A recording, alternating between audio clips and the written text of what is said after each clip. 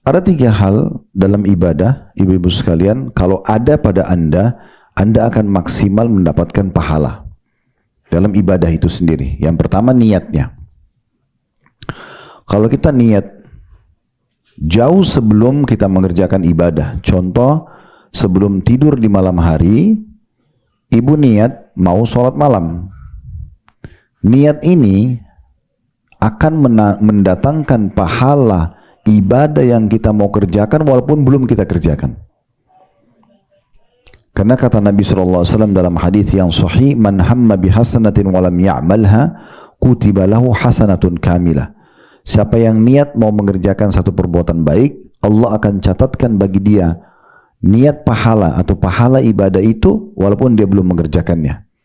Jadi kalau mau tidur malam, niat sholat tahajud, walaupun nanti kebablasan tidur, gak sempat bangun, maka tetap dapat satu pahala sholat malam. Fa'in amilaha, kalau dia sempat kerjakan itu, kutiba lahu asyru adhafiha, akan dicatat untuknya sampai 10 kali lipat. Jadi 10 kali sholat tahajud, bedanya hanya niat dengan tidak niat sebelum tidur gitu ya. Kalau ibu bangun malam, terus tiba-tiba, yaudah saya mau sholat deh, langsung dia kerjakan sholatnya, beda dengan orang yang dari malam sudah niat untuk mengerjakannya gitu ya.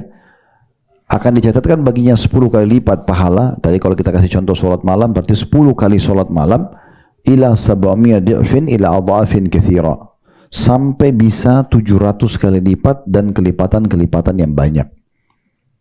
Jadi perbaiki niat. Jadi kita bagaimana mendahului semua itu dengan niat. Jadi sekarang kita niat, nanti kalau Ramadan datang, saya mau maksimal ibadah. Nah itu niat. Bahasa kita sebenarnya itu supaya mudah difahami, sugesti. Ya, sugestinya gitu ya. Dan juga niat ini tidak boleh terkontaminasi dengan urusan dunia atau manusia. Biasa kalau kontaminasi dengan dunia atau manusia ini bisa riya atau ujub. Riya itu pamer karena manusia, ujub itu berbangga-bangga. Karena kalau 2 hal ini ada bisa merusak keikhlasan kita. Ya, itu. Kata Nabi Muhammad SAW, al-yasiru minar riya syirk. Sedikit saja riya sudah syirik. Sedikit aja hanya mau dipuji oleh orang, mengerjakan ibadah karena itu ya. Misalnya nanti ibu mau buat program buka puasain orang, terus kemudian niatnya memang untuk itu, untuk dipuji oleh tetangga, oleh keluarga, oleh lingkungan setempat, maka hilang pahalanya. Walaupun hanya terlintas sejenak ya, atau sepintas saja. Jadi perbaiki niat dan juga tuluskan karena Allah Subhanahu wa taala. Ini sebab diterimanya amal. Kata Nabi SAW dalam sebuah hadis yang sahih, Inna Allah la yakbalu amalan illa makana khalisan diwajhi. Allah tidak akan menerima amal kecuali yang ikhlas karenanya. Nah ini yang pertama, ibu jadikan bahan bakar untuk supaya nanti maksimal menyambut Ramadan dan beribadah. Niatnya harus baik, benar gitu ya, karena Allah SWT. Yang kedua, ya, ibu marketingkan. Maksud marketing ini dipromosikan Ramadan itu. Mulai kita cari cuplikan-cuplikan ustadz-ustadz kita tentang Ramadan, hadiri majelis ilmu seperti ini, dan pada saat diizinkan sama panitia, undang orang.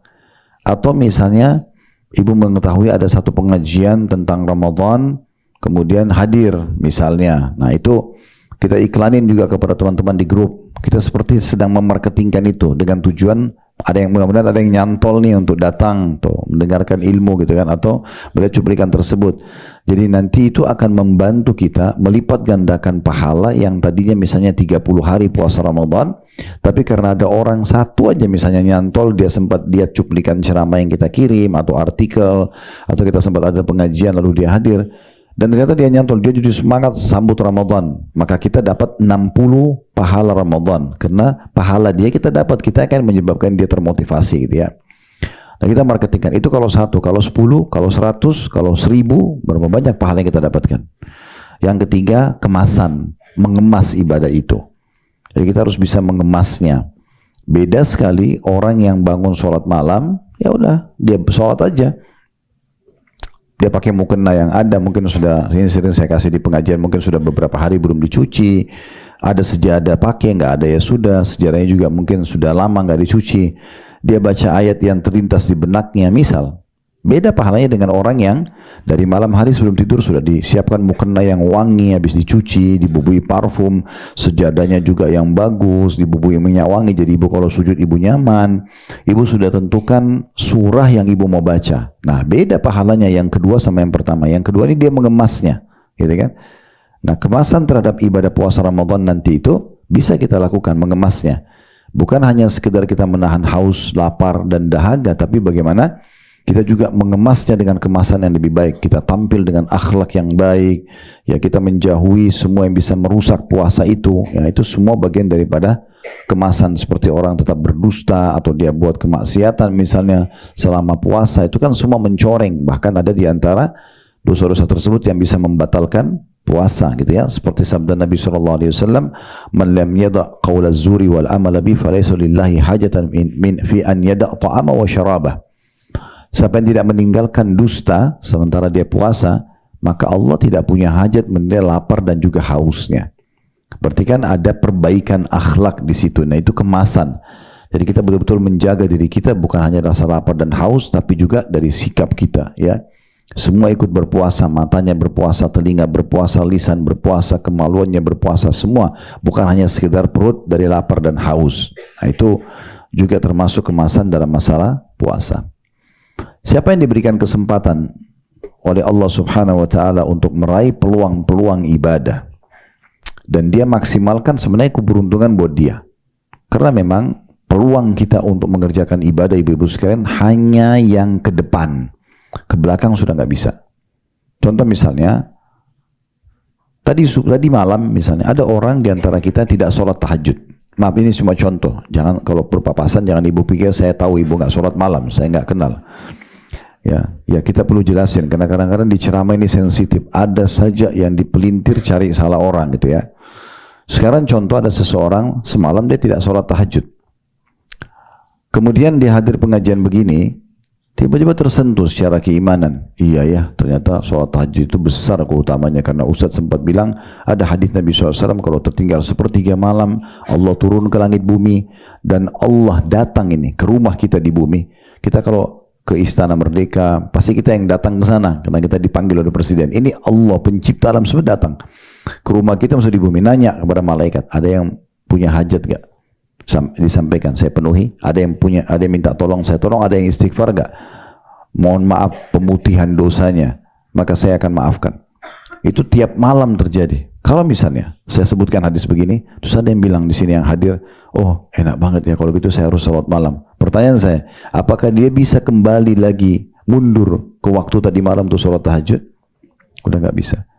Apa pesan yang saya sampaikan ibu-ibu sekalian? Selama ada kesempatan ibadah, jangan disia-siakan, karena kita hanya bisa berbuat ke depan, kita nggak bisa mundur. Tadi kalau salat asar, ada orang masbuk 1 rakaat saja, dia nggak bisa bilang sama imam, kembali dong ya ke takbiratul ihram pertama supaya saya tetap dicatat malaikat lengkap, tidak masuk rakaat. Tidak bisa. 1 detik yang lalu saja nggak bisa kita perbaiki. Jadi jangan disia-siakan, mumpung di depan mata Ramadan. Kalau kita sampai padanya dan Allah masih berikan kita taufik beribadah, jangan disia-siakan. Waktu kosong, ibu-ibu sekalian, untuk digunakan semaksimal mungkin menutupi kekurangan kita yang lalu. Saya ulangi lagi. Waktu kosong bukan untuk dibuang-buang, untuk diisi kekurangan-kekurangan kita di masa lalu. Itu yang benar. Jadi kalau misalnya ibu lagi duduk nih, maaf mungkin suami sudah pergi kerja, anak-anak mungkin lagi sekolah, ibu sendiri di rumah, ibu merasa banyak waktu lowong. Itu bukan untuk dihabisin omong kosong gitu ya. Hanya untuk nonton-nonton misalnya, atau hanya ngobrol kosong, atau sengaja cari kontaknya ya, di HP, di kontak siapa temannya yang bermasalah nih. Kemudian mulai di WA sama dia, kamu ada masalah apa, curhat aja sama saya lagi kosong kok. Ini omong kosong ini. Akhirnya dia masuk ke alam pertengkaran orang sama suaminya, pertengkaran sama pembantunya, dia gibah, dia fitnah, dia nggak sadar jadi dosa. Ini keliru karena dia pikir waktu lowong itu untuk dihabiskan sia-sia. Enggak. Waktu lowong yang ada kalau Allah kasih justru untuk menutupi kekurangan kita yang lalu. Oh, pernah saya ketinggalan sholat duha. Ini masih waktu duha, kerjain duha sekarang. Bukan tarik duha itu sekarang dikerjain, bukan. Tapi karena dulu saya luput duha, saya bisa kerjain 2 rakaat. Sekarang ini ada waktu duha. Saya sekarang sudah kerjain 2 rakaat, sekarang saya tambah 2 rakaat lagi deh. Kan duha itu hukumnya pendapat ulama yang kuat tidak ada batas waktu, tidak ada batas jumlahnya. Ibu bisa 2, bisa 4, bisa 8, bisa 12, ya kan gitu. Seperti itulah para ulama salaf. Abdullah bin Umar radhiyallahu anhu pernah ketinggalan sholat berjamaah sekali. Maka beliau menggantinya dengan sholat, bukan mengganti sebenarnya, kayak membayar tanda kutip kesalahan dia karena dia masuk masjid, imam sudah salam, tidak dapat berjamaah, dia sholat, tetap dia sholat gitu kan. Tetapi untuk menutupi kekurangan itu, karena tidak bisa diperbaikin lagi, nggak bisa suruh imam kembali dari awal atau mundur waktu, dia ganti dengan semalam suntuk sholat, tidak tidur sama sekali. Nah, waktu kosong itu dipakai begitu, Bu. Ya. Nanti di Ramadan ada waktu kosong, jangan cuma duduk, buat aktivitas banyak sekali yang baik. Puasa itu justru sebenarnya membuat kita lebih rajin bergerak. Yang membuat orang bergerak itu kan banyak makan, banyak minum gitu kan. Tapi kalau kita lagi tidak ada makan dan minum, sekarang sudah di masa kita malah terkenal sekali kan, orang yang berpuasa berbagai macam istilah lah. Ada yang puasa 8 jam, ada yang 12 jam, ada yang 18 jam. Bahkan secara penelitian sudah ada kalau 1 hari setengah 36 jam itu lemaknya pasti kebakar, dipakai untuk kebutuhan tubuhnya. Jadi sebenarnya puasa itu justru sehat. Jangan jadi beban, seakan-akan puasa itu, oh ini kok puasa sebulan beban. Rasionalnya Bu, puasa Ramadan itu adalah masa servis tubuh. Kita lagi servis nih. Jadi 11 bulan ibu makan, minum, dingin, panas, asam, pedas, nggak kenal dari bangun tidur sampai tidur lagi. Jadi kalau badan kita mesin rusak ini, ya, harus diservis. Ramadan itu servisnya. 11 bulan kita nggak puasa, sekarang 1 bulan ini puasa. Tapi kan Ustaz ada Senin Kamis, ada Ayyamul Bid, itu yang kerjakan dan itu sunnah. Sekarang ini diwajibkan. Semua orang harus ikut gitu ya. Maka ini luar biasa nih. Ini adalah satu lembaga, tempat untuk kita justru ya training keimanan kita, menambah ilmu kita, menambah amal-amal saleh, menutupi apa yang kurang dulu, dan juga sekaligus untuk kesehatan. Ya, puasa itu sehat, gitu kan? Makanya waktu awal sekali disyariatkannya puasa Ramadan, ibu-ibu sekalian, itu terjadi perang Badar. Awal disyariatkan Ramadan itu, Ramadan ini sudah ada ya. Nama Ramadan itu kan salah satu dari bulan-bulan Hijriyah. Sebelum disyariatkan puasa di bulan Ramadan, nama Ramadan sudah ada. 12 bulan dari bulan Hijriah itu sudah ada. Di fase Mekah 13 tahun Nabi SAW berdakwah, ada Ramadan tapi belum ada puasa. Kapan Ramadan disyariatkan? Tahun 2 Hijriah. Waktu Nabi SAW mulai hijrah ke Madinah, tahun pertama belum ada. Tahun kedua Ramadan disyariatkannya Ramadan, puasa. Dan di pertengahan Ramadan Allah perintahkan melalui Rasulnya Muhammad SAW perang Badr, tepatnya di tanggal 15 atau 16 Ramadan. Nah, di situ sahabat-sahabat pergi berjihad, berperang, tidak mengganggu puasa mereka.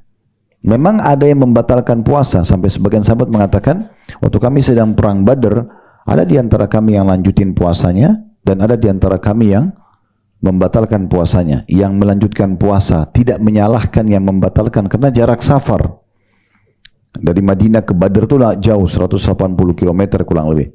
Dan orang yang membatalkan tidak menyalahkan orang yang puasa. Tapi disyariatkan pada saat itu dan ada jihad. Ada di antara sahabat yang berpuasa. Jadi puasa itu tidak harus jadi beban. Bulan ini adalah bulan kebaikan. Bulan di mana kita betul-betul mengikuti satu lembaga training terbesar di dunia. Pesertanya paling banyak. Trainernya langsung Allah Subhanahu wa Ta'ala, staf-stafnya para malaikat. Kalau lagi nanti masuk 1 Ramadan, ibu ada di Indonesia, ibu ada di Australia, ibu ada di Eropa, ibu ada di Amerika, ada di Afrika, sama programnya massal. Semua umat Islam yang sudah balik mengikuti puasa di siang hari Ramadan, dosa kalau ditinggalkan, karena ini rukun Islam, kewajiban.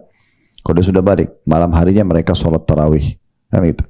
Jadi ini lembaga training terbesar. Kalau Ramadan saja ibu nggak bisa berubah, kira-kira kapan ibu mau berubah nih? Kalau Ramadan saja tidak bertambah iman kita, ilmu kita, amal soleh kita, tidak tobat dari dosa-dosa, tidak berubah karakter-karakter kita, lalu kapan kita mau berubah? Ini lembaga training terbesar dunia. karena ibu mau lari kemanapun di muka bumi ini, misalnya tidak mau ikuti program Ramadan dengan puasa Qiyamul Lail, tetap aja di negeri itu selama ada muslim mereka akan melakukan itu dan Allah akan perlihatkan kepada kita. Ada kejadian nyata di Saudi, Bu. Seorang pengusaha besar di Saudi dan dia ceritakan pengalaman dia gitu ya. Dia karena besarnya di Eropa, di Amerika, jadi nggak terlalu dekat dengan agama Islam dan dia merasa Ramadan itu beban buat dia.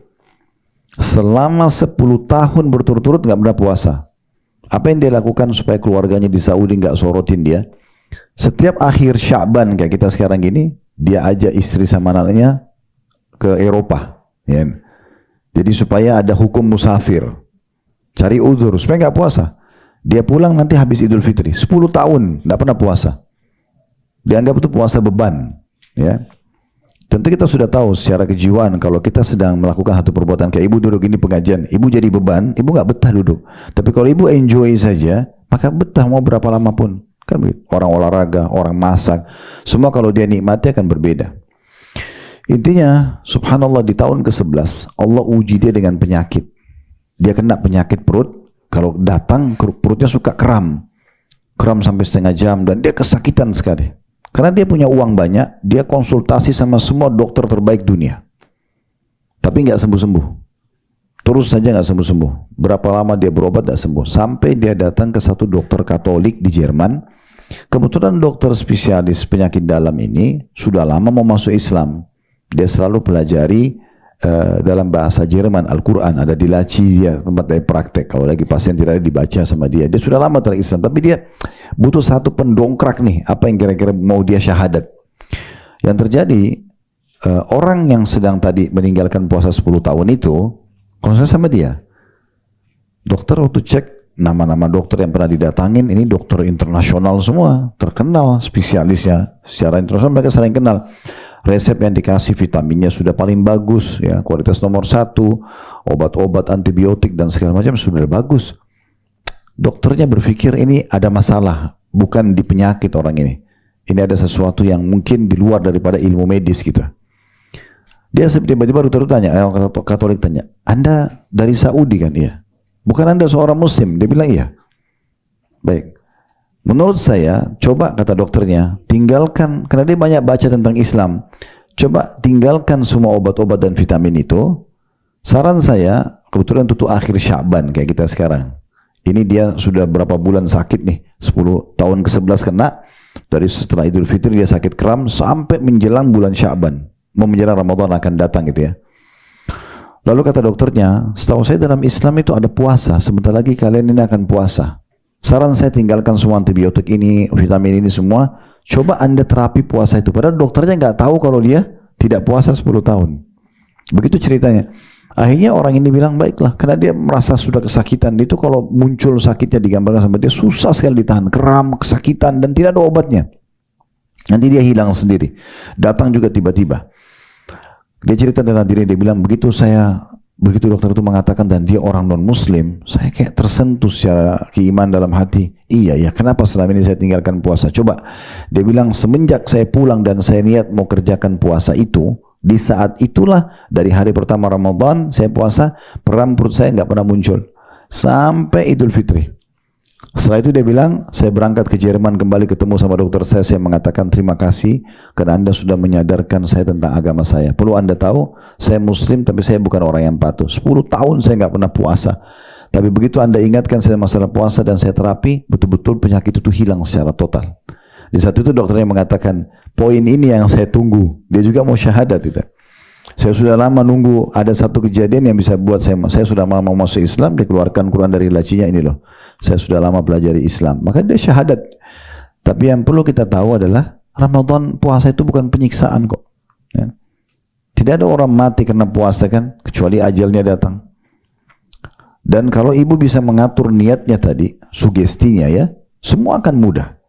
Misal ibu makan sahur, walaupun cuma sebutir kurma, 2 butir kurma dengan seteguk air atau 1 gelas air. Kalau ibu niatnya, insya Allah ini sampai buka puasa. Sampai kok buka puasa. Bahkan kadang-kadang sudah buka puasa pun, kalau orang yang niatnya benar, mungkin cuma minum teh hangat, mungkin cuma minum sirup atau minum air dingin, makan berapa butir kurma sudah kenyang rasanya. Ya kan? Nah itu yang terjadi. Tapi kalau sugestinya, makan sahur, wah ini kayaknya jam 11 sebentar saya lapar nih. Nah sampai jam 11 aja tuh motivasi dia, gitu kan. Jadi hanya jam 11 lapar bener.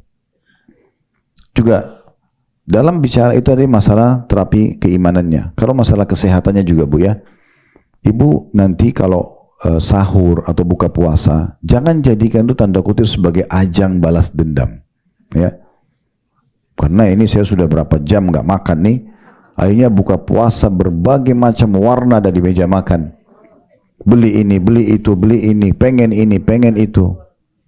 Ini akan mengurangi fungsi dari puasa Bapak Ibu tadi tuh. Ya, fungsi kan tadi kita kalau kita tidak makan berapa jam, itu justru kesempatan untuk pembakaran lemak gitu, yang di tubuh kita yang menumpuk gitu kan. Itu harusnya bisa. Bahkan dianjurkan oleh para pakar olahraga itu kalau mau setelah puasa itu sebelum buka olahraga dulu, justru itu bagus, pembakaran lemaknya maksimal gitu ya. Baru kemudian nanti buka puasa. Buka puasa pun Nabi SAW anjurkan sebaik-baik makanan buka puasa seorang muslim dan sahurnya dua-duanya adalah kurma. Kurma bukan makanan berat, walaupun boleh bukan tidak boleh ya. Tapi cobalah ibu kontrol. Dikatakan dalam sebuah riwayat Nabi SAW itu kalau buka puasa dengan rutabat, kurma, beberapa butir kurma basah, kurma muda. Kalau tidak ada baru tamarat, kurma-kurma kering. Kalau tidak ada baru hasawat minal ma', beberapa teguk air. Nabi buka puasa begitu. Minum dulu air, makan dulu kurma, baca bismillah, setelah itu baru baca doa, dhahabat dhama' wabtalatil uruq wa thabatal ajru insyaallah. Telah hilang dahaga dan juga telah basah urat-urat saraf dan telah tercatat pahala dengan izin Allah. Ya, baru Anda makan kurma, baru Anda minum air ya, karena memang walaupun haus, kurma sunnahnya Nabi begitu. Makan kurma dulu walaupun satu butir, apalagi kurma basah, baru kita baca bismillah, kemudian baca doa tadi iftar, baru kemudian kita minum ya. Nah setelah itu sholat maghrib dulu. Kalau Anda duduk di situ makan langsung ayam goreng, ayam bakar, goreng-gorengan dan segala macam, berat, susah sholat maghribnya. Dan perut kita juga kaget. Kalau sudah sholat maghrib, kembali baru kita makan main course, ya. Yang maksudnya makanan beratnya. Jadi bukan tidak boleh. Ini kesempatan menatahnya di bulan Ramadan itu. Jadi penataan dari sisi ibadah, penataan dari sisi kesehatan, semuanya ada di bulan Ramadan. Ya, ini luar biasa. Belum lagi dia adalah lembaga training tadi saya bilang terbesar, karena di dunia ini semua muslim ikut programnya kecuali sebagian aja di antara mereka. Jadi kita harusnya maksimalkan ya kesempatan-kesempatan emas seperti ini dalam menyambut Ramadan. Belum lagi kita juga perlu tahu umur kita terbatas ya. Bukan saya takut-takutin, tapi umur ini terbatas Bu. Sehebat apapun ibu jaga kesehatannya dengan makanan yang sehat, udara yang asri, olahraga yang cukup, kalau ajal datang, Allah berfirman, "Faiza jaa ajalum la yastakhiruna sa'atan wa la yastaqdimun." Kalau ajalnya sudah datang, tidak akan diterlambatkan ataupun dimajukan sesaat. Gak bisa. Pasti akan meninggal. Saya ingat betul dulu di Kota Makassar ada paman kami, profesor pakar di bidang ekonomi, Masya Allah, meninggal di umur 46 tahun kalau salah, belum 50 tahun. Sehat tadinya, gak ada masalah. Namanya harum secara nasional dan segala macam. Subhanallah, dia pulang dari ngajar, tiba-tiba keluar darah dari hidung, dibawa ke rumah sakit, ternyata ada masalah di urat saraf di bagian otak belakang, dan akhirnya membuat beliau tidak sadar sebulan. Habis itu dalam kondisi di rumah sakit terus meninggal dunia. Di rumah beliau ada tantenya, itu dalam kondisi sudah susah jalan, karena sudah berumur. Kan umurnya 70 tahunan atau 60 tahun lebih atau hampir 70 tahun waktu itu. Bedanya 20 lebih hampir 30 tahun sama paman. Tapi yang meninggal lebih dulu pemilik rumah. Baru kemudian yang si nenek ini, tantenya beliau, nenek kami, itu meninggal. Dan setelah meninggal paman ini mungkin nenek kami ini masih hidup sekitar 7-8 tahun ke depannya, seingat saya. Artinya begitulah ajal kalau datang ya. Nah sebelum ajal datang, jangan sia-siakan, ini kesempatan. Ya, kesempatan emas memperbanyak amal soleh. Ingat, di akhirat nanti ada 3 orang yang menyesal. Penyesalan pertama adalah orang-orang kafir, orang munafik, orang musyrik. Itu penyesalannya abadi. Karena mereka sekali masuk neraka nggak bisa keluar. Itu kalau ibu mau baca, dalilnya surah Al-Mu'minun, surah nomor 23, ayat 99 sampai 115. Ya. Itu bicara tentang orang-orang kafir yang menyesal nanti ya di hari kiamat. Coba dibuka surah Al-Mu'minun, surah nomor 23, dimulai dari ayat 99 ya. Saya akan bacakan ya. Sekali lagi surah Al-Mu'minun surah nomor 23 ayat 99. Allah berfirman sampai 115, hatta idza jaa ahadahumul maut qala rabbirji'un. Demikianlah keadaan orang-orang kafir itu hingga apabila datang kematian kepada seseorang dari mereka, baru dia berkata, ya Tuhanku, kembalikanlah aku ke dunia.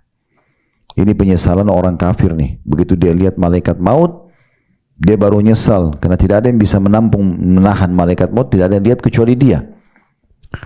Maka dia mengatakan, wahai Tuhanku, tolong tahan sebentar, jangan dicabut nyawaku ini, kembalikan aku dulu di dunia. Untuk apa? Apakah untuk makan makanan favoritnya, untuk kumpul sama teman-temannya, untuk melanjutkan proyek-proyeknya? Enggak. Perhatikan ayat 100-nya. Penyesalannya mereka apa? La'alli a'malu salihan fima tarakt. Kalla innaha kalimatun huwa qailuha wa mi waraihim barzakhun ila yaumi yub'atsun. Agar dia minta kembali dunia untuk apa? Agar aku berbuat amal saleh terhadap apa yang telah aku tinggalkan. Sekali-kali tidak, kata Allah.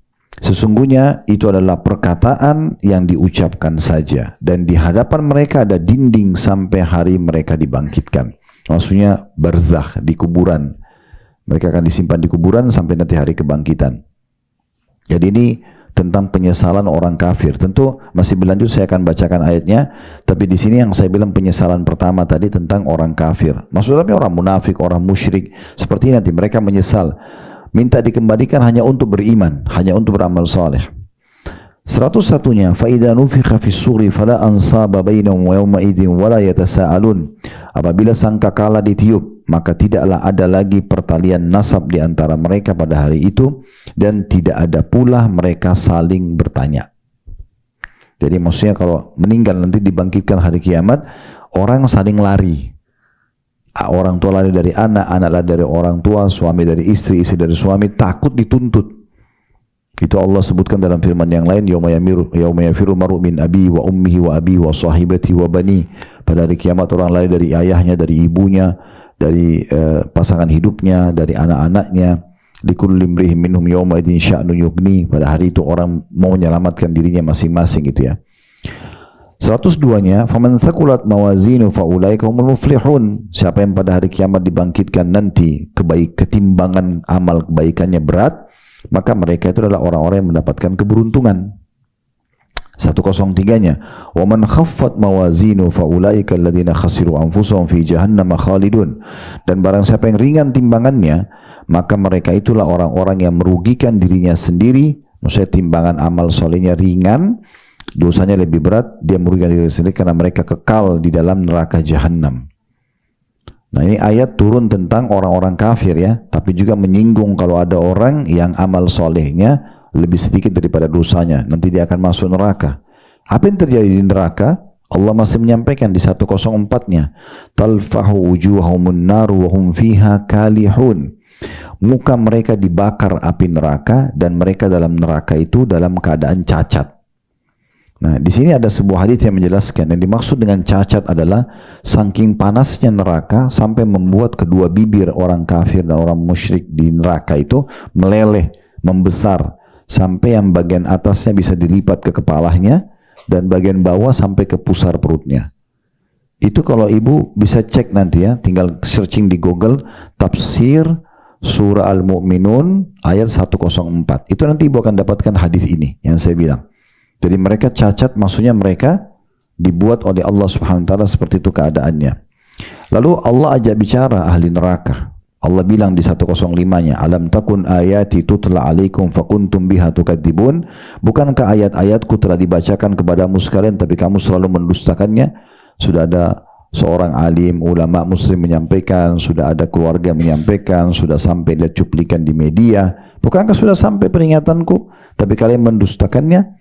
Maka di ayat 106-nya ahli neraka itu mengakui kalau di dunia tidak ada orang yang tidak sampai kepada dia. Allah sampaikan kepada dia dengan cara Allah sendiri ya. Qalu rabbana ghalabat alaina shiqwatuna wa kunna qauman dhalin. Mereka berkata, ya Tuhan kami telah dikuasai oleh kejahatan kami sendiri dan adalah kami orang-orang yang sesat. Mereka akhirnya akui kalau mereka salah, tapi pengakuan ini tidak ada manfaatnya di hari kiamat, tidak bermanfaat sama sekali di hari kiamat. Lalu Allah berfirman, maka Allah menyampaikan tentang perkataan mereka. Mereka mohon di ayat 107-nya, Rabbana akhrijna minha fa in udna fa inna zalimun. Ya Tuhan kami, keluarkan kami dari neraka ini dan kembalikan kami ke dunia. Maka jika kami masih juga kembali pada kekafiran, sungguhnya kami adalah orang-orang yang zalim. Ayat 105-nya, qala khsa'u fiha wa la tukallimun. Allah berfirman, tinggallah dengan hina di dalamnya dan jangan kamu berbicara dengan aku. Ayat 108 ini, Bu, ada hadis yang menjelaskannya. Ahli neraka nanti akan memanggil penjaga neraka dari malaikat agar menjawab mereka. Mereka minta tolong, minta sama Allah keringanan karena 24 jam semua siksaan. Non-stop, tidak ada toleransi, tidak ada negosiasi, tidak ada apa-apa, siksaan aja terus. Maka para malaikat tidak menjawab mereka selama 40 tahun. Terus disiksa. Setelah 40 tahun para malaikat mengatakan percuma, tidak ada negosiasi. Maka mereka menyeru Allah. Kata Nabi SAW, mereka panggil, ya Allah tolong. Allah ini sifatnya Ar-Rahman, Ar-Rahim, yang maha pengasih, maha penyayang. Tapi itu bagi siapa? Bagi orang yang beriman dan patuh. Nggak boleh kita kafir atau kita maksiat lalu kita berpegang pada Allah Ar-Rahman Rahim. Itu nggak adil. Kita harus tahu ada sifat Allah yang lain. Allah itu syadidul iqab, berat siksanya. Ya, Allah itu dzuntiqam, pembalas yang sangat kuat, itu ya. Itu yang kita harus pegangi. Di sini karena waktu di dunia sudah dikasih kesempatan, mereka tidak mau beriman, tidak mau beramal saleh, maka dikekalkan neraka. Dan mereka mohon kepada Allah. Waktu mereka mohon, Allah nggak jawab mereka seumur dunia. Kata Nabi SAW, berapa miliar tahun Allahu a'lam. Seumur dunia, berapa miliar tahun. Dan kita perlu tahu, ibu-ibu sekalian, kita ini manusia di muka bumi ini adalah makhluk terakhir ya. Makhluk terakhir. Sebelum kita sudah ada jin, sudah ada hewan-hewan, sudah ada tumbuhan, ini semua sudah ada, ini bukan baru. Waktu Nabi Adam turun, bumi sudah ada, semua penduduknya sudah ada. Jadi ini kita makhluk terakhir gitu ya.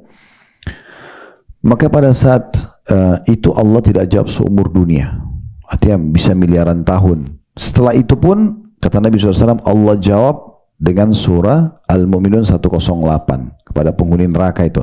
Qala khsa'u fiha wa la tukallimun. Allah mengatakan setelah seumur dunia ini enggak dijawab, Allah masih mengatakan pada mereka, tinggallah dengan hina di dalamnya dan jangan kamu pernah berbicara dengan aku. Akunya hanya besar kata ganti Allah. 109-nya Allah menjelaskan kenapa Allah marah banget sama orang-orang kafir di neraka itu. Innahu kana fariqum min ibadi yaquluna rabbana amanna faghfir lana warhamna wa anta khairur rahimin. Sungguhnya dulu di dunia kalian tahu ada segolongan dari hamba-hambaku berdoa di dunia sambil mengatakan, ya Tuhan kami. Ini maksudnya orang-orang beriman. Kami telah beriman, maka ampunilah kami dan berilah kami rahmat, dan engkau adalah pemberi rahmat yang paling baik. Lalu 110 Allah jelaskan tentang sikap mereka terhadap orang-orang muslim. Fattakhadtumuhum sikhriyan hatta ansaukum dzikri wa kuntum minhum tadhakun. Lalu kamu menjadikan mereka sebagai buah ejekan, sehingga kesibukan kamu mengejek mereka menjadikan kamu lupa mengingat aku, dan adalah kamu selalu menertawakan mereka. Apa itu muslim? Apa itu jilbab? Apa itu orang-orang yang dalam itu diolok-olok, orang yang justru dekat ya kepada Allah Subhanahu wa taala. 111-nya kata Allah, inni jazaituhumul yaum bima sabaru annahum humul faizun. Maka sungguhnya aku memberi balasan kepada orang-orang beriman yang kalian olok-olok di dunia itu di hari ini, di hari kiamat, karena kesabaran mereka, tetap mereka teguh berpegang teguh pada perintah dan laranganku, kerjakan perintah tinggalkan larangan. Ya, sungguhnya mereka itu adalah orang-orang yang menang. 112-nya, qala kam labithtum fil ardi adada sinin. Lalu Allah kembali bertanya kepada orang-orang kafir di neraka, orang musyrik, orang munafik, berapa tahunkah lamanya kamu tinggal di bumi? Maka 113-nya mereka mengatakan qalu labithna yauman aw ba'da yaumin fas'alil 'adin. Mereka menjawab, kami tinggal di bumi hanya sehari atau setengah hari saja, maka tanyakan kepada orang-orang yang menghitung. Jadi di sini kalau ibu mau tahu dahsyatnya mati itu, dan kita harus hati-hati, mirip dengan orang tidur. Kita kan tiap hari selalu tidur ya. Nah, kita ngantuk, letakkan kepala di bantal terus hilang ya. Nah, begitu kalau kita meninggal tuh, sekejap kita nggak tahu. Tapi masalahnya bukan hanya meninggal selesai masuk tanah, akan ada pertanggungjawaban. Faman ya'mal mithqala dzarratin khairan yara. Siapa yang buat seperti biji sawi kebaikan akan diperlihatkan dan diberikan balasannya. Wa man ya'mal mithqala dzarratin syarran yara. Dan siapa yang berbuat seperti biji sawi dari keburukan akan diperlihatkan dan akan diminta atau didatangkan hukumannya. Jadi akan datang. Makanya kata Nabi SAW, al-maut an-naumu akhul maut. Tidur itu saudaranya mati. Dalam sebuah hadis yang lain dikatakan, kalau seseorang itu tidur, kata Nabi SAW, ruhnya keluar, tapi bukan keluar dicabut oleh malaikat maut, keluar. Kalau Allah izinkan dia kembali, hiduplah dia. Kalau Allah tahan, maka wafatlah dia. Nah seperti itu. Berarti mati itu bisa setiap saat. Jangan tunggu sakit, jangan tunggu segala macam. Jadi jangan disia-siakan waktu. Nah orang-orang yang masuk neraka nanti ditanya sama Allah. Anggap dia hidup 70 tahun, 100 tahun. Kaumnya Nabi Nuh itu umurnya 1000 tahun. Ya. Ditanya sama Allah, berapa lama kamu hidup dulu di dunia? Mereka bilang cuma sehari atau setengah hari. Seperti orang mimpi. Mirip mungkin ibu-ibu kalau ketemu sama temannya yang SD, SMP dulu. Pernah nggak ketemu ya? Terus tiba-tiba kita ngobrol, masih ingat nggak dulu? Padahal ini cerita sudah 20-30 tahun yang lalu. Kayak baru kemarin. Nah begitu nanti dia orang meninggal. Oh kayak begini. Itu orang kalau masuk surga nanti historinya dari dia lahir dari rahim ibunya sampai dia wafat. Itu oh ini cerita hidup saya ini. Pendek begini saja gitu. Maka mereka mengatakan, ya kami hanya tinggal di bumi sehari atau setengah hari. Maka tanyakan kepada orang-orang yang menghitung. 114-nya qala illa bithum illa qalila law annakum kuntum ta'lamun. Allah mengatakan kamu memang tinggal di bumi melainkan sebentar saja. Memang cuma sebentar kamu di bumi. Kalau kamu sungguhnya mengetahui. Ayat 115 terakhir, afahasibtum annama khalaqnakum abathan wa annakum ilaina la turja'un. Apakah kalian mengira kami menciptakan kalian sia-sia? Tidak ada tujuan, tidak ada maksud, tidak ada perintah, tidak ada larangan, ya, dan kalian tidak akan dikembalikan kepada kami. Nah ini dari ayat 99 sampai 115 tentang penyesalan orang-orang kafir itu. Ini golongan penyesalan yang pertama. Dan Allah selalu hubungkan neraka bagi mereka dengan kata-kata khalidina fiha, kekal selamanya. Nah penyesalan orang yang kedua adalah orang-orang mukmin yang banyak dosanya. Dia beriman, dia kaum muslim, tapi dosanya lebih banyak daripada amal solehnya. Ini dikenal dengan istilah usatul mukminin. Ya, orang-orang mukmin yang masih banyak dosanya, ya maksiatnya gitu ya. Nah orang-orang seperti ini disebutkan oleh Nabi SAW dalam banyak hadis, diantaranya kata beliau nanti mereka akan masuk ke dalam neraka sampai dosa mereka bersih, lalu kemudian mereka dikeluarkan dan masuk ke dalam surga, gitu ya. Dan pada saat mereka dikeluarkan dari neraka, kata Nabi SAW, sebagian besar tubuh mereka dalam kondisi lebam, hangus gitu ya, dikeluarkan. Dan nanti mereka akan diletakkan di sebuah sungai namanya Nahrul Hayat, sungai kehidupan.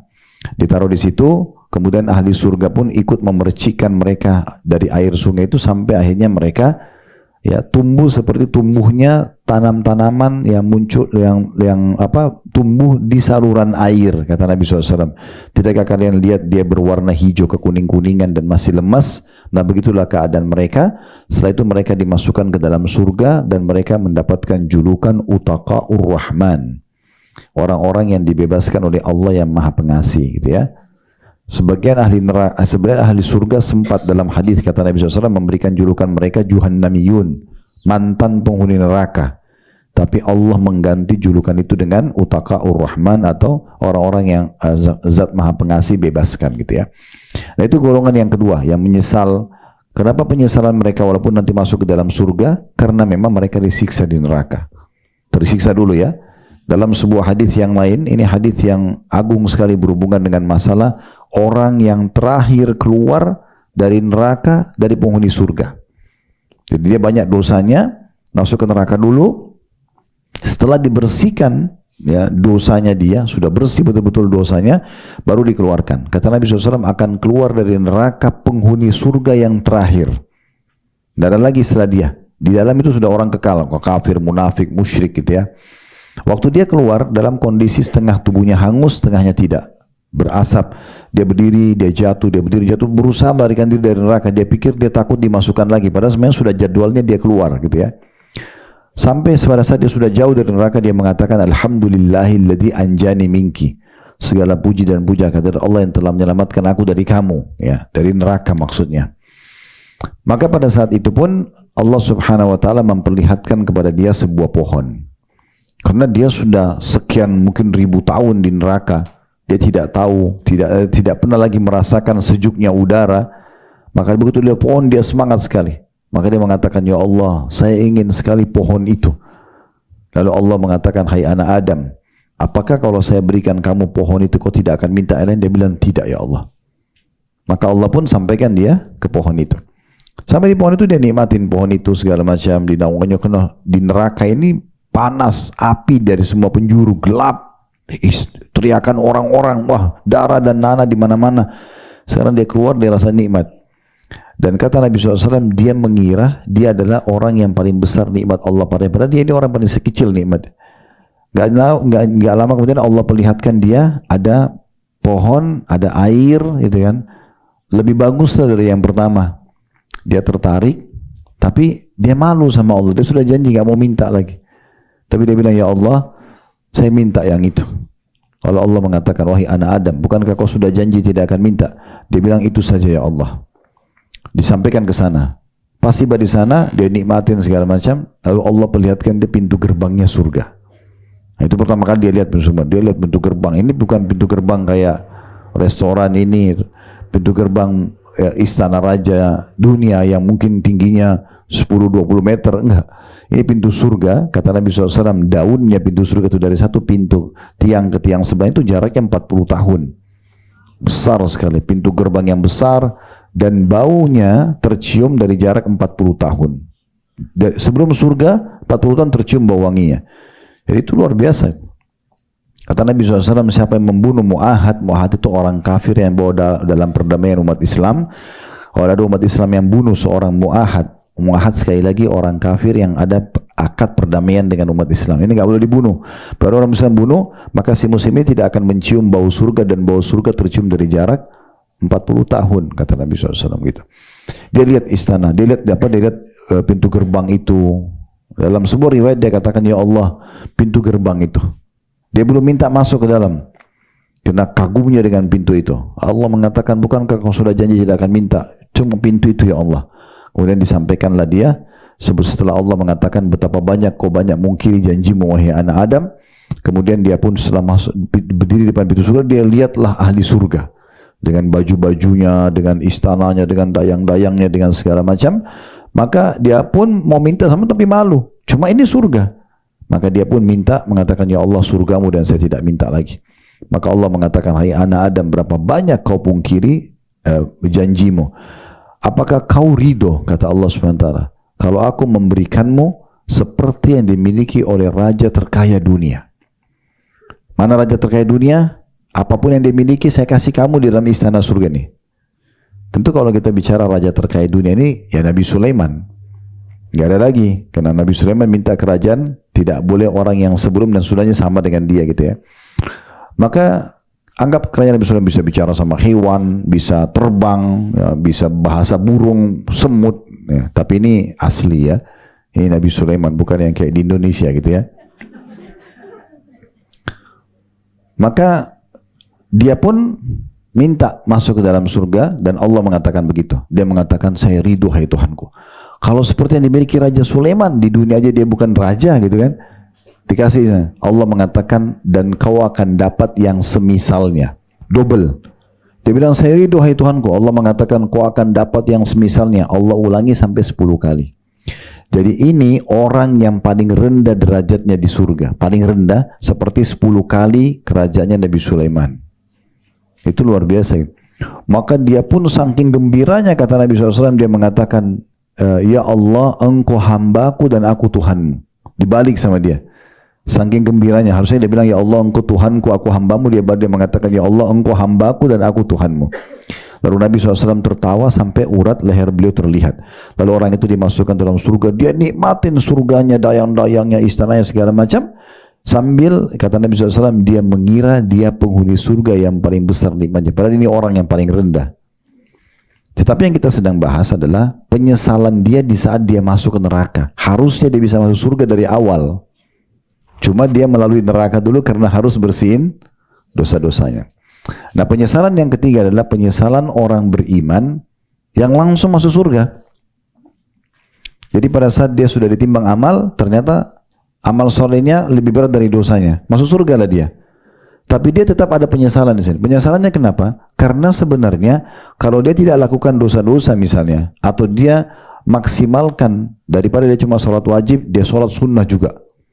Daripada dia sholat duha 2 rakaat, dia sholat 4 rakaat. Daripada dia cuma khatam Quran sebulan sekali, dia khatam seminggu sekali. Nah, ini kalau dia kerjakan kan ada ekstra tambahan. Cuma dia kalau sudah masuk surga, ibu-ibu sekalian, dia nggak bisa perbaikin. Ingat ya, coba renungi potongan firman Allah ini. Setelah menyebutkan surga, Allah selalu mengatakan apa? Khalidina fiha, kekal selama di dalamnya. Apa maksudnya ini? Kalau ibu masuk di, misal kita anggap surga itu 1 sampai 10. Angka ini cuma supaya mudah pahami. 1 sampai 10. Ibu misalnya dengan amal yang ibu kerjakan, ibu masuk di angka 4. Yang tertinggi angka 10. Kita begitu masuk di angka 4, khalidina fiha, kekal selamanya. Nggak bisa pindah ke 5, ke 6, nggak bisa lagi. Kalau di dunia ini, kita masih bisa naik jabatan kan? Kita masih bisa perbaikin ekonomi kita. Sekarang income saya 10 juta, saya mau 20 juta. Tinggal dia berusaha. Di surga nggak bisa. Sekali masuk itu kepemilikan abadi. Memang satu sisi kita bahagia karena itu selamanya milik kita. Di dunia ini kan kepemilikan sementara. Ibu punya sertifikat tanah, rumah, ibu punya BPKB kendaraan, itu nama ibu betul. Tapi ini sementara. Ibu meninggal jadi warisan milik orang lain. Berapa banyak orang di antara kita beli rumah bekas rumahnya orang. Dia yang bangun, dia yang tata, kita yang nikmatin. Ya, begitu dunia, tidak ada kepemilikan abadi. Tapi surga sekali kita dapat, itu khalidina fiha. Cuma satu sisi yang lainnya, kita nggak bisa perbaikin level kita. Kapan kita bisa perbaiki level? Misalnya daripada angka 4, saya bisa sampai 9 atau 10. Itu di sini, di dunia. Nah, orang yang suka melalaikan amal-amal solehnya di dunia, semua sholat duha, kan cuma sunnah. Nah, selalu begitu. Pasti beda deh sama temannya yang tidak tetap mau komitmen. Sunnah tetap saya kerjakan misal. Nah, pasti beda derajatnya ya. Dalam satu hari saja kita sudah bisa sangat jauh perbedaan jarak kita di surga sama orang di sebelah kita. Misal hari itu dia sholat subuh on time misalnya, atau dimulai dengan sholat tahajud lah. Dia sholat 11 rakaat misalnya, kita cuma sholat 2 rakaat misal, atau kita cuma witir. Kita sholat subuh berjamaah, dia misalnya sholat sendiri, contoh. Kita duduk sampai terbit matahari sambil berzikir, mungkin dia habis subuh aktivitas yang lainnya. Mungkin kita sholat duha 8 rakaat atau 12, dia cuma sholat 2 rakaat. Mungkin hari itu kita jenguk orang sakit, dia tidak. Mungkin kita baca zikir pagi petang, mungkin dia tidak. Ini hal-hal sepele begini. Kalau diakumulasi satu hari, udah jauh sekali jaraknya di surga. Satu hari. Kalau 1 bulan, kalau 1 tahun, kalau 10 tahun, itu banyak banget. Jadi jangan pernah dianggap remeh ya. Makanya kata Nabi SAW, la tahkiranna minal ma'rufi syai. Jangan kalian pelit-pelit dengan satu kebaikan. Nah, momentum, kita kembali ke bahasan kita. Momentum Ramadan ini, Bu, betul-betul harus menjadi momentum penggerak keimanan kita. Karena kalau tidak lebih semangat ibadah di Ramadan, kapan kita mau semangat nih? Semua orang puasa, semua orang sholat malam, mayoritasnya maksud saya. Semua orang berzikir, semua orang jadi baik lah. Umumnya begitu kan? Kalau ini tidak bisa membuat kita baik, lalu kapan? Makanya Nabi Muhammad SAW pernah naik di atas mimbar, Bu, mimbar beliau. Baru di anak tangga pertama, Nabi bilang amin. Naik tangga kedua, Nabi bilang amin. Tangga ketiga, Nabi bilang amin. Setelah turun dari ceramah khutbah beliau, sahabat bertanya, ya Rasulullah, tadi kami dengar Anda bilang amin 3 kali, belum pernah kami lihat Anda lakukan ini sebelumnya. Ini apa maksudnya?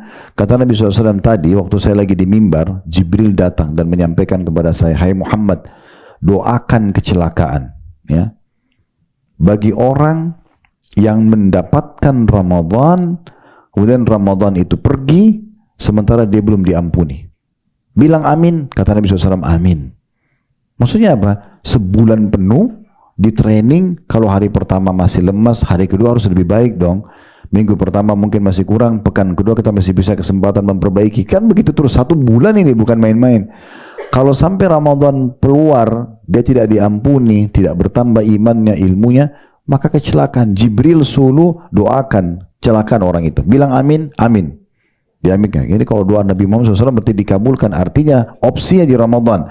Tingkatkan iman dan amal saleh, kita beruntung atau kita dapat doa kecelakaan. Ini luar biasa.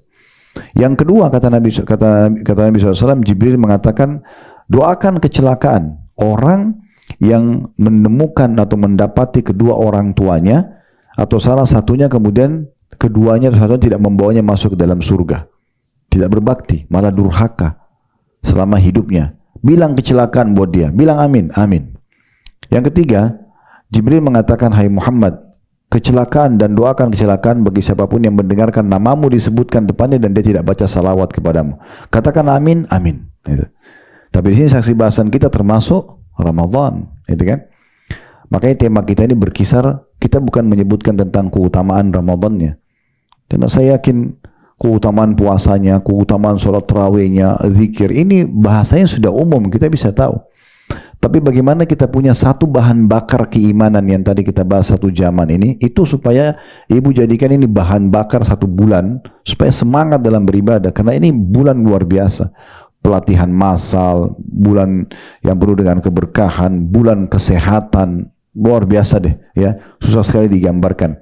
Makanya para ulama salaf itu, kalau selepas Idul Fitri, mereka berdoa 6 bulan berturut-turut agar semua amal Ramadannya diterima.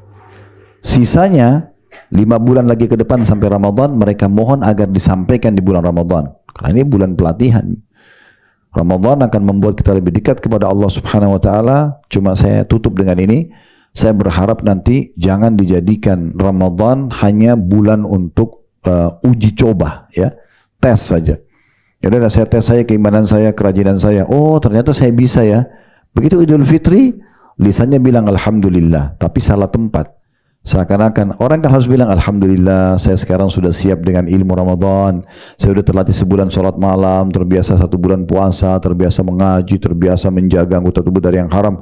Alhamdulillah, sekarang saya praktikin. Itu idealnya. Tapi orang banyak tidak begitu. Alhamdulillah. Kenapa? Alhamdulillah tidak puasa lagi. Alhamdulillah tidak lagi tarawih. Alhamdulillah tidak perlu tutup aurat. Alhamdulillah tidak perlu zikir. Ini masalah. Alhamdulillah sudah bisa lagi pacaran tuh buat dosa. Nah, ini jadi masalah ini. Dan itu sering terjadi di Ramadan. Padahal sebenarnya sayang banget ya. Orang kalau ikut kursus mobil, ya Bu ya, sudah mahir dalam seminggu atau 1 bulan, habis itu nggak pernah bawa mobil, kan kurang manfaatnya. Dan seperti itu. Sayang banget. Padahal Ramadan itu untuk bekal 11 bulan ke depan. Ramadan yang akan datang tingkatkan lagi imannya untuk 11 bulan ke depan. Terus begitu sampai kita bertemu dengan Allah, maksimal derajat di surga yang kita bisa dapatkan. Ya. Oleh karena itu kesempatan emas. Dan kuatkan apa yang kita minta kepada Allah. Di tadi penyesalan yang ketiga ya, tentang orang masuk surga tapi mungkin dia dapat di level 4, harusnya bisa 10. Bukan hanya sekedar amal soleh ya, tapi kuatkan dengan selalu berdoa. Kata Nabi SAW, kalau kalian minta surga, minta firdaus, minta yang tertinggi. Ya, walaupun amal kita anggap tidak cukup untuk situ. Karena doa bisa saja. Allah kalau mau kasih dengan kemahamurahan Allah, Allah bisa kasih. Walaupun amal kita tidak cukup, gitu kan? Allah bisa kasih. Maka kuatkan dengan doa, selalu minta yang terbaik kepada Allah Subhanahu wa taala. Jangan batasi dan mengatakan sudahlah nggak apa-apa, yang penting saya masuk surga. Ya Allah kasih nanti, tapi derajat paling rendah, oke, nggak masalah. Orang boleh tamak dengan rahmat Allah Bu ya. Ibu sudah sehat, minta ditambah kesehatan. Ibu sudah kaya, minta diberkahi lagi. Itu boleh. Tamak dengan rahmat Allah. Boleh kita tamak dengan rahmat Allah. Yang tidak boleh itu tamak dengan apa yang dimiliki oleh manusia. Itu nggak boleh. Rumah dia kita tamak supaya kita yang miliki, nggak bisa.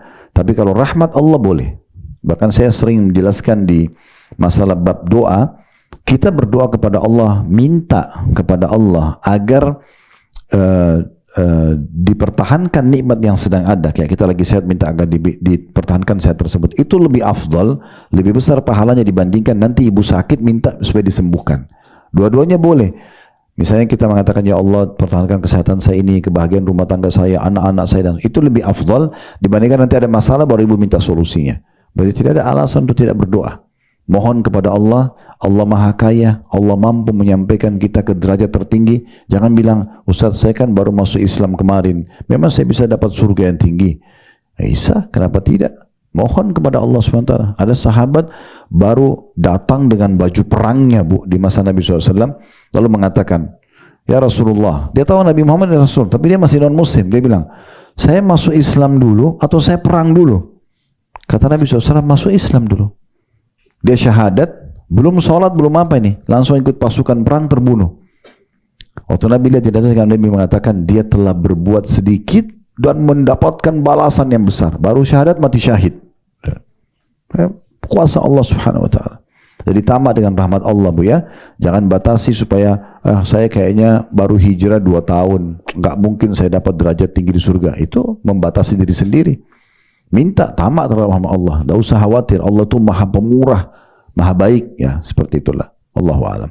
Ini bahasan kita berhubungan dengan masalah bagaimana memupuk keimanan dan memunculkan keimanan dalam rangka meraih Ramadan atau mencapai atau menyambut Ramadan nanti supaya kita lebih semangat nanti. Dan di Ramadan maksimalkan momentum itu justru untuk belajar, menambah ilmu, menambah iman, bertobat dari dosa-dosa, karena keutamanya banyak sekali ya, banyak sekali. Ada satu buku yang sudah kami susun, judulnya Dahsyatnya Ramadan. Saya tidak tahu teman-teman di bawah ada siapa atau tidak, tapi saya sarankan, bukan karena tulisan saya ya, tapi di sini sudah saya susun berapa belas poin tentang keutamaan Ramadan. Dibukanya pintu surga, dibutulkan pintu neraka, bulan pengampunan, bulan penuh dengan berkah, bulan turunnya Al-Quran, bulan lebih baik daripada 1000 hari, ada hari lebih baik daripada 1000 bulan, malam Lailatul Qadar, dan seterusnya. Umur Ramadan sama dengan haji bersama Nabi. Keutamaan yang sangat banyak. Cuma memang saya bukan bahas tentang keutamaan Ramadan sekarang, tapi saya lebih bahas ke masalah bagaimana memunculkan keimanan agar semangat untuk menyambut Ramadan itu. Allahu a'lam. Semoga apa yang kita bahas hari ini bermanfaat buat kita semua. Allah mudahkan kita untuk dapat meraih Ramadan yang cukup banyak ke depannya. Berulang-ulang Allah kasih kepada kita dengan kesempurnaan ilmu, kesehatan, panjang umur, dan juga tentunya dengan pahala yang melimpah dan pengampunan dosa yang maksimal. Dan semoga saja juga Allah Subhanahu wa taala mempersatukan kita di surga Firdaus kelak sebagaimana disatukan dalam majlis ilmu yang mulia ini. Semoga semua yang hadir offline ataupun online dipenuhi hajat-hajat dunia akhiratnya, diampuni dosa-dosanya, diterima amal-amalnya, dan juga tentunya Allah Subhanahu wa taala menyelamatkan dari segala macam mara bahaya. Kalau ada benar dari Allah, silakan diambil dan diamalkan. Kalau salah dari saya, dimaafkan dan saya istighfar kepada Allah Subhanahu wa taala. Wassallallahu ala nabiyina Muhammadin wa alihi wasallam. Wa akhiru da'wana alhamdulillahi rabbil alamin. Subhanakallahumma bihamdika asyhadu an la ilaha illa anta astaghfiruka wa atubu ilaik. Wassalamualaikum warahmatullahi wabarakatuh.